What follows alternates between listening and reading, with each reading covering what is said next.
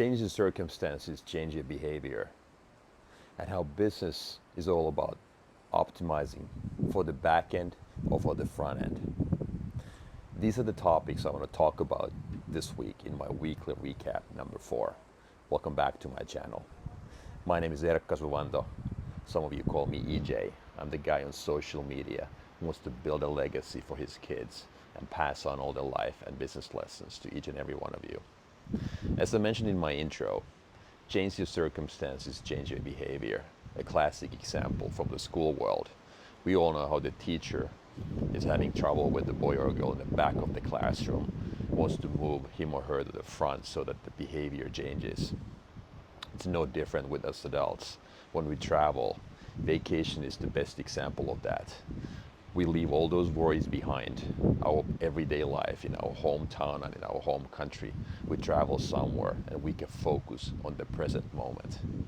As a classic example of changing your environment, changing your behavior. And in this case, it's all about not dwelling in the past, not worrying about the future.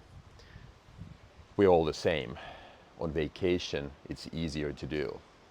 But the real question to me is that how can we do that same thing in our everyday life? Because there's a direct link between peace of mind and happiness. Because you can convert peace into happiness anytime you want. It's a state where you desire nothing. You're missing nothing in your life. You're happy about the stuff you have. To me, clarity of mind, the same as being at peace. So then the question is, how is my mind clear of thoughts then? How do I reach that state or that goal? I need to constantly remind myself about this. It's a daily exercise, but also it's a skill that I can learn. And what really works for me is that I need to learn how to say no. It's the same thing in business. In order to be really good at something, I need to first learn how to say no so that I can buy myself time. And with that time, what I can do with that is that I can focus on something that is important to me. And when I focus on something, then I really can put a lot of work and effort into it. And as a result, I get good at it.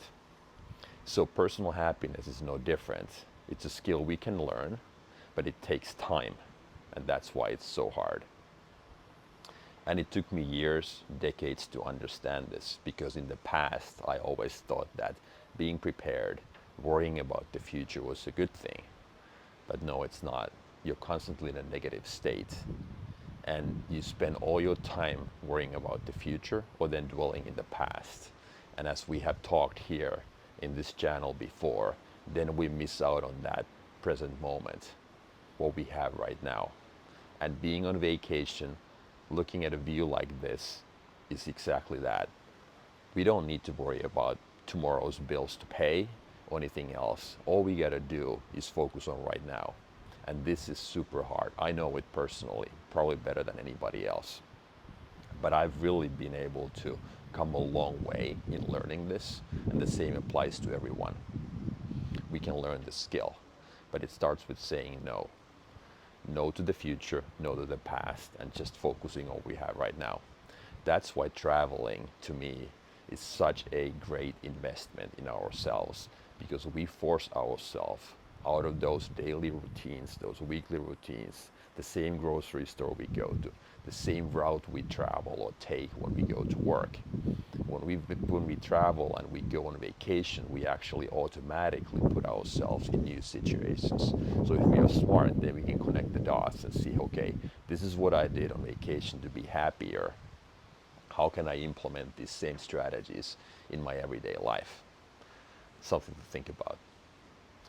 To my second topic about businesses. I enjoy tremendously those conversations I have with my children about business and life overall. And I've always been a little bit of a lecturer. I like talking to my kids about different things, giving them advice. And that's one of the reasons why I started this channel, so that I could pass on my life and business lessons to them and other people as well. But yesterday by the pool, we started talking about how businesses can be optimized front to back or back to front. And Before I go deeper into that, just a couple of words about the hospitality industry. I have a lot of respect for people involved in this business, whether it's running a restaurant or a hotel. Customers can be difficult sometimes. A lot of demands, a lot of expectations. And front to back or back to front is just that.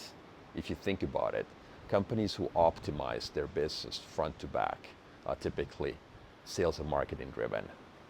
It's all about volume and growth. It's all about getting the leads in and then turning those leads into paying customer.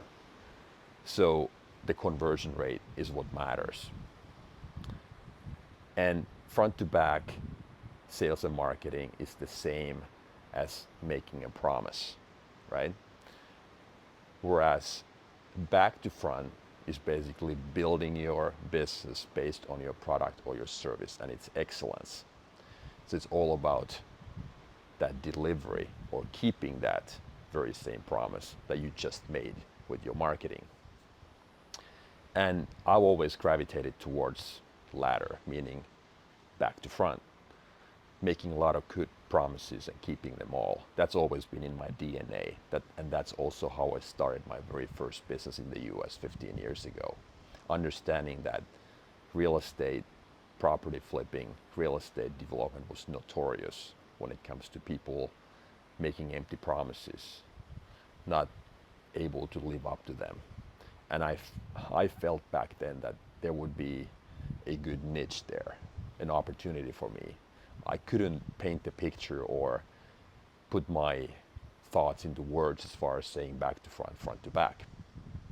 But now it's quite clear to me when I know more and I've been involved in different businesses along the way. But I just gravitate towards back to front. And if you think about the real life examples, fast food restaurants probably being good examples of front to back in a bad way. So over promise, under deliver, fancy pictures about their burgers. And then when you go and buy that particular product, it doesn't really look the same.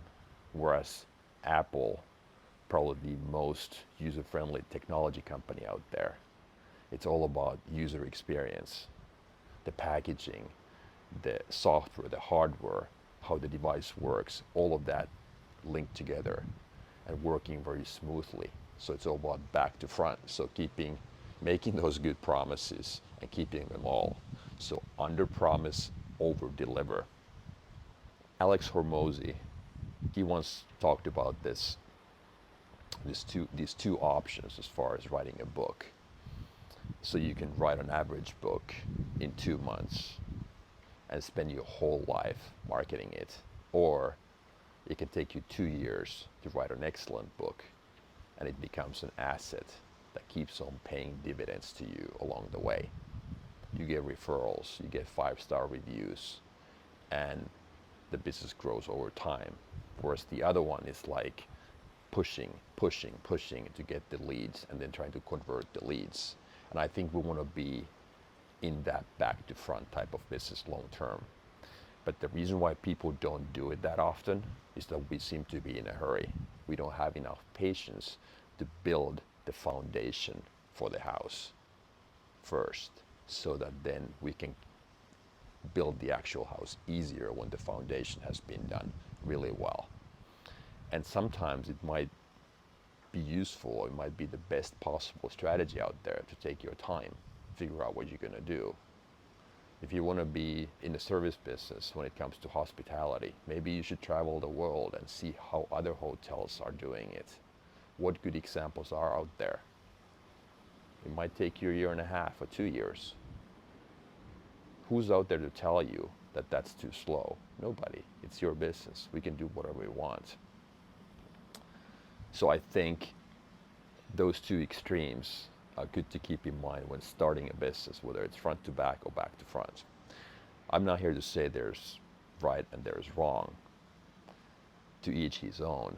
But to me, like I said, I find myself gravitating towards back to front, making those good promises and keeping them all. That's all this week regarding my weekly recap number 4. from sunny, beautiful Portugal.